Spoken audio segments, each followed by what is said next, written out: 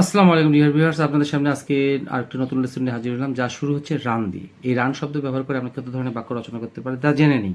যেমন run something অথবা flow something, তরল কিছু পড়া।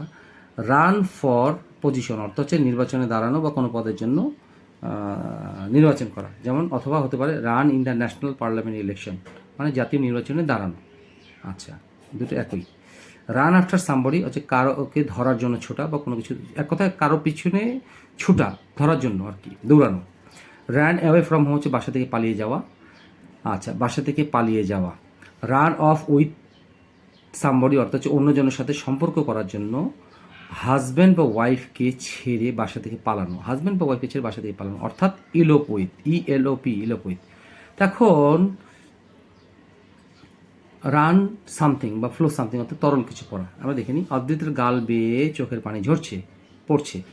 The tears are running down, পড়ছে অদ্রিতাস চিক্স। আমরা আশা করি বুঝতে পেরেছি। The tears are running down Adrita's cheeks, অদ্রিতার গাল বেয়ে পানি ঝরছে। আচ্ছা, এখন run for position. Run for পজিশনে আমরা চলে আসি, অর্থাৎ হচ্ছে প্রধানমন্ত্রী, তিনি প্রধানমন্ত্রী পদের জন্য চতুর্থবার নির্বাচনে দাঁড়ালেন। তাহলে কি হবে? She runs a fourth time দিলেও হবে বা ফোর্থ টাইম দিলে হবে। She runs a fourth time for the president, for the prime minister. তো এই রান ফর অর্থ হচ্ছে যেই পদ হবে সেই পদের পদবিটা এখানে বসবে। তাহলে কি হলো দেখেন, তিনি প্রধানমন্ত্রী পদের জন্য চতুর্থবার নির্বাচনে দাঁড়ালেন। তারপরে she runs a fourth time, চতুর্থবার দাঁড়ালেন কি ফর দ্য প্রাইম মিনিস্টার। এই হচ্ছে সেই পদ, পজিশন। এইটাই হচ্ছে পজিশন, দাঁড়ালেন। পুলিশ চোরটিকে ধরার জন্য ধাওয়া করলো, তাহলে হবে কি রান আফটার সামবডি। তিনি চুলিশটিকে ধরার জন্য ধাওয়া করলো। তাহলে এখন আমরা যাই যে রান আফটার সামবডি বা সামথিং। আচ্ছা, পুলিশ চোরটিকে ধাওয়া করলো, পুলিশ চোরটিকে ধরার জন্য ধাওয়া করলো। The police run after the thief. Police চোরটিকে ধরার জন্য ধাওয়া করলো। দ্য পুলিশ ধাওয়া করলো, ল নিলাম, তাহলে এটা হচ্ছে verb two. The police ran after, দৌড়ালো ধরার জন্য কাকে? The thief. আচ্ছা, এখন পরে আসি রান অ্যাওয়ে ফ্রম হোম, বাসা থেকে পালিয়ে যাওয়া। মেয়েটি 17 বছর বয়সে বাসা থেকে পালিয়েছিল। The girl ran away from, কোথায়? দ্য হাউস, বা হোম দিতে পারি। রান অ্যাওয়ে ফ্রম হোম অথবা run away from the house, বাসা থেকে পালিয়ে গেল কোথায়? অ্যাট 17 বছর বয়সে অথবা অ্যাট দ্য এজ অফ 17, আমরা এইভাবে দুইভাবে লিখতে পারি। তাহলে 17 বছর বয়সে মেয়েটি বাসা থেকে পালিয়েছিল। এখন পরেরটাতে আসি আমরা, তাহলে আমার বাসা থেকে পালিয়ে যাওয়াটা হয়ে গেল। রান অফ উইথ সামবডি, অন্যজনের সাথে সম্পর্ক করার জন্য হাজব্যান্ড বা ওয়াইফকে ছেড়ে বাসা থেকে পালিয়ে যাওয়া অর্থাৎ ইলোপ উইথ। আচ্ছা, এখন মহিলাটি তার স্বামী সন্তানকে রেখে অন্যজনের সাথে বাসা থেকে পালায়। দ্য ওম্যান পালাইয়া যায়। তাহলে প্রেজেন্ট ইনফিনিট ধরি আমরা, পাস্ট ইনফিনিট র্যান করবো, যেহেতু প্রেজেন্ট ইনফিনিট করার চেষ্টা করি।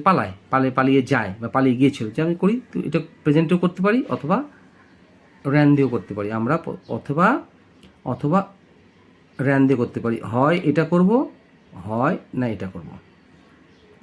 হ্যাঁ, তাহলে কি হলো? The woman runs off with a person, একটি লোকের সঙ্গে পালিয়ে যায়। অথবা the woman ran off with a person, মানে এই দুইভাবে করা যায়। The woman ran off with a পার্সনও করা যেতে পারে, আবার দ্য ওম্যান প্রেজেন্ট ইনডিফিনিটও করতে পারি। আমরা যেই টেন্সে বলবো সেই টেন্সে করার চেষ্টা করব। Of with a person.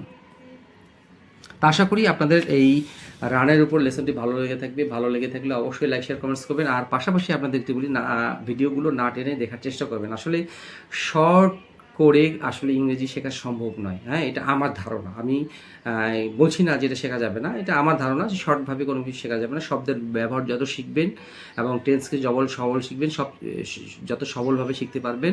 পাশাপাশি একটা জিনিস মনে রাখতে চাই, ইংরেজি শেখার সবচেয়ে ভালো হচ্ছে প্রথমে আপনারা পার্টস অফ স্পিচের উপর পূর্ণাঙ্গ দক্ষতা রাখবেন। কারণ কোন পার্টস অফ স্পিচ কোথায় গিয়ে বসে, কখনো নাউন হিসেবে, কখনো অ্যাডজেক্টিভ হিসেবে, কখনো ভার্ব হিসেবে, অ্যাডভার্ব হিসেবে, হ্যাঁ, এইভাবে বসতে পারে বাক্যে। সেই জায়গাগুলো যেন ঠিক না করতে পারেন, তাহলে আপনার কোনো কোনোভাবেই ভালো করে ইংরেজি লিখতে বা বলতে পারবেন না। আশা করি এই জায়গাগুলো আপনারা আগে তৈরি করবেন, তারপর টেন্স আসবেন, তারপর শব্দের ব্যবহার জানবেন, স্ট্রাকচার আসবেন। এই হিসেবে করলে আপনাদের সহজভাবে ইংলিশ শিখতে পারবেন। সে প্রত্যাশা, আসসালামু আলাইকুম।